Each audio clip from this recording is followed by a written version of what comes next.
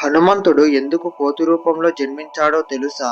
హనుమంతుడు జన్మించడానికి ఒక శాపం ఉంది. అదేంటంటే అంజనాదేవి తన గతంలో బ్రహ్మ దగ్గర అప్సరసగా ఉండేది. అంజనాదేవి ఒకసారి బాల్యంలో అడవిలో వెళ్తుండగా ఒక కోతి రూపంలో ధ్యానం చేస్తున్న ఒక మునిని చూసి ఆశ్చర్యపోయి ఆ కోతిపై పండను విసిరింది.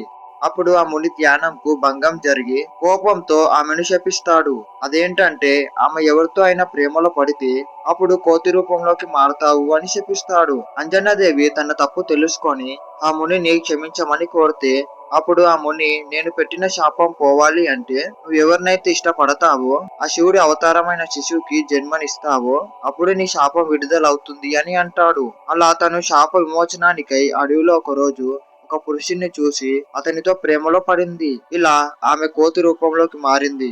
అలా అతడిని పెళ్లి చేసుకొని ఒక కోతి రూపంలో ఉన్న శివుడి అంశకు జన్మనిచ్చింది. ఫ్రెండ్స్, ఈ వీడియో నచ్చితే జై హనుమాన్ అని కామెంట్ చేయండి.